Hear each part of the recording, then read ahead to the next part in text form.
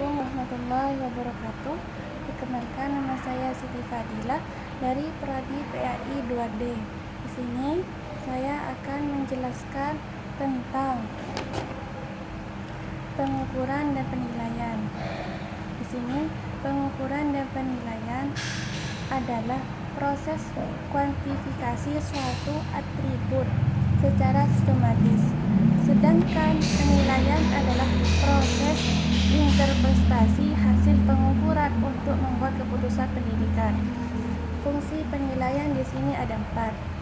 Yang nomor 1 ialah diagnostik.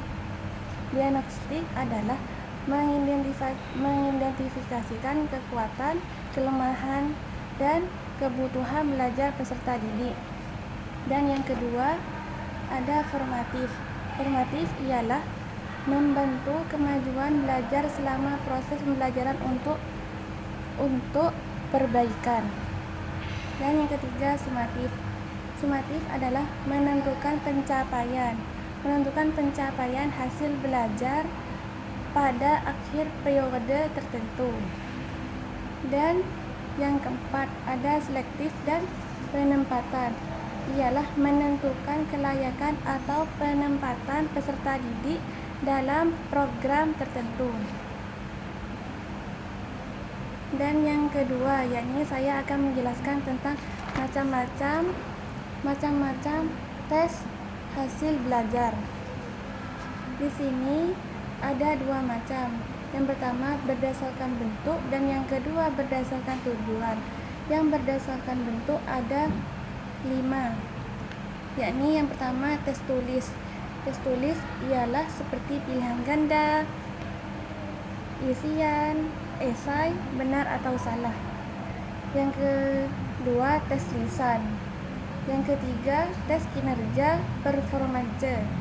Yang keempat tes praktik. Yang kelima portofolio. Dan yang kedua macam-macam tes hasil belajar, yaitu berdasarkan tujuan.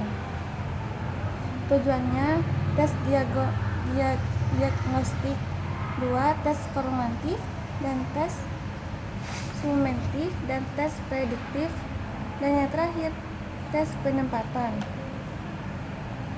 Yang ketiga saya akan menjelaskan tentang alat evaluasi hasil belajar.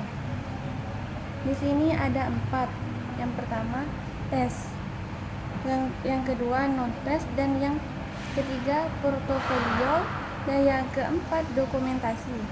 Saya akan menjelaskan tentang tes. Tes adalah instrumen formal mengukur pencapaian hasil belajar siswa. Dan yang kedua non tes. Non tes adalah dokumentasi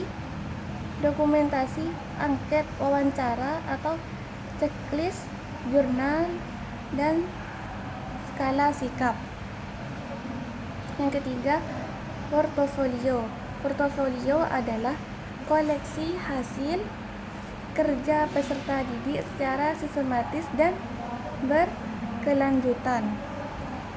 Dan yang terakhir yakni adalah dokumentasi. Dokumentasi adalah nilai lapor catatan perkembangan atau hasil proyek dan karya.